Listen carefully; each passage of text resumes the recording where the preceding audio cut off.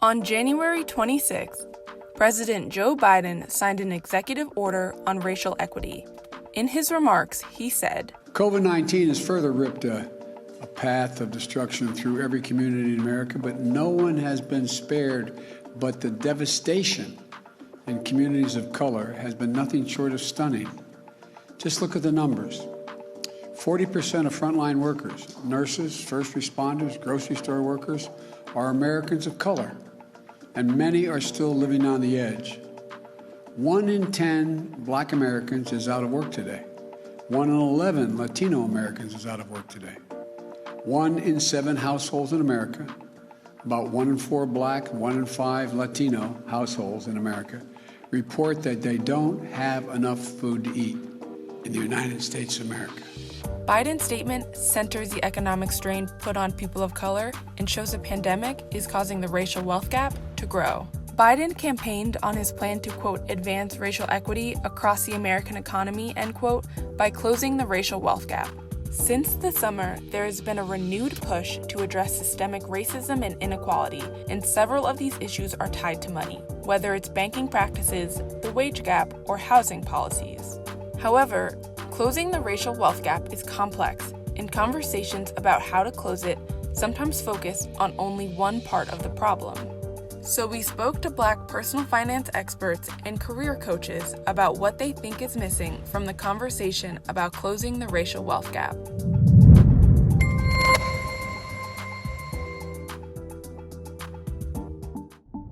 I think it's one of those things where there's not really one solution because it's just built into society. There's so many factors that have put us in the position we're in now that there's not a simple solution to kind of reverse and undo all of those years and years and decades and centuries of issues and inequality that we've experienced here in the country. So I think that one of the things that we should really be looking at is the policies that exist financially in the world right now. There's the issue around paying fair wages and affordable housing. And these are all things that inevitably tie back into the racial wealth gap, because if you have families who are just struggling to get by, they're going to work 2-3 jobs just to support their family. And that's just getting by. That's not making real progress. That's not making them, wealthy. That's just keeping themselves alive and in a home. You don't really leave a lot of room for growth. You don't have time to think about the future. You don't have time to think about what can I do to improve my life or to invest. You have so many other things you're concerned about. For me, the policies such as making sure people are paid a fair wage, making sure that the educational resources are spread equally. They're not concentrated in wealthy neighborhoods, that those in the less privileged neighborhoods also are getting the funding to be able to provide adequate resources. And I think all those things together, building a stronger foundation through these policies, will hopefully provide the support and stability in these households that allow people to grow and to move and to build wealth and to be able to have more stable, functional, and comfortable homes. I think we need to hold more companies accountable for being open with any of the pay inequity that they may have in their role and having a plan to address it. So really, one thing, for instance, that Apple did with the gender pay gap is they released their numbers, and if there were discrepancies in how much men were getting paid versus women getting paid, they showed that they were trying to fix that and they were making those adjustments. We need to hold companies accountable for doing the same thing with Black and Latinx employees and making sure that they have a plan in place for how they're going to achieve that pay equity. We also have to have more conversations around negotiation, more open conversations about salaries with our friends. I think many of us are socialized to not talk about money. I remember early in my career hearing all the time, you don't talk about money, you don't talk about politics, you don't talk about religion. But we have to talk about money to address the fact that there's inequity there. And if we don't know what our peers are making, if we don't know the expectations of what we should be getting paid in a role, then we're missing out on the opportunity to properly negotiate for ourselves and hold our companies accountable for paying us fairly. So personally, I think what's missing around the conversation around the racial wealth gap is what is most obvious, and that is financial literacy. Without having that financial literacy, even if I handed somebody $1 million, they need to know what to do with it. And they need to know how to leverage that money to build wealth and to build generational wealth and to impact their communities and to help their families.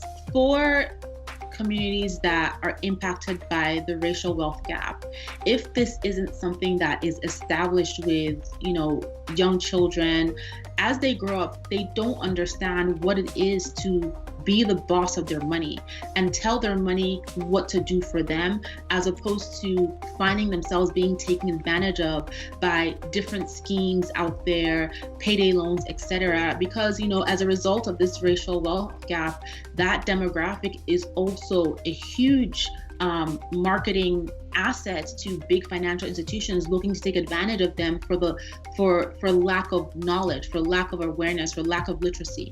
And so this helps them, having financial literacy helps them make the best decisions, helps them understand what products and services they are being offered. You're starting to hear conversations about equity and business ownership and those being drivers of wealth, but what you're not hearing a lot about is technological illiteracy.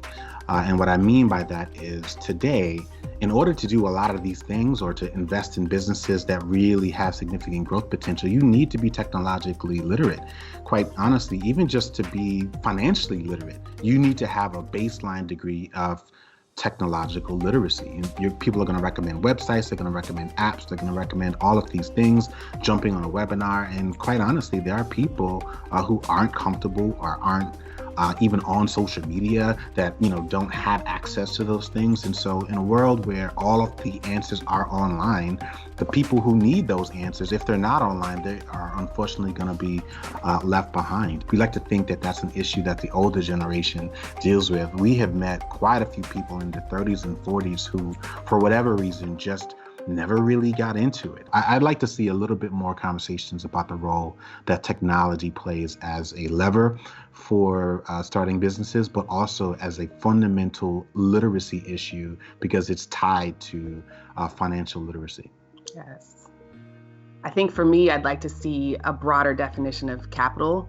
I think when we talk about the racial wealth gap, we're still talking about financial capital, but we know that there are other types of capital that thrive in our economy. There's intellectual property, there's social capital, there's spiritual capital, and Black people have been the heart of that for this country for hundreds of years. And so when you see apps being built that have billion-dollar valuations on the basis of our capital, service platforms being built on the backs of creators who drive people to the website, it's like, where is the equity in that conversation? How do we convert some of the capital and the value that we add to so many different places into actual dollars and cents? So I'm happy that the conversation is happening at so many different levels in schools, but I think what we're really missing is hard next steps. Like, what are we now going to do to ensure that Black women aren't being paid 60 cents to every white man's dollar? What are we going to do to ensure that housing is being provided fairly? What are we going to do to ensure that,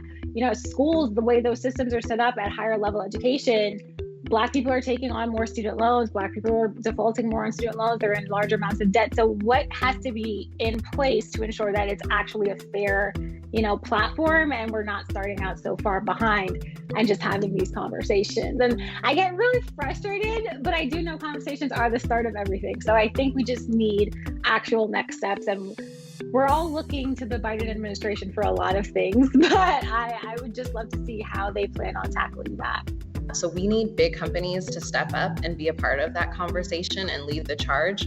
We also need government involvement as well. There's a lot that we can do to make sure that we are prepared in our careers to get promotions, to grow our businesses, but we really can't level up systems that are designed with inequity in mind. We have to create new systems and dismantle things that really should be broken at this point. I think it's important to attack it from all different directions. And there's not just one thing, but the more of these practices, these policies, these changes in thinking and philosophy that we can stack on top of each other, the layering of that, I think, makes the biggest impact.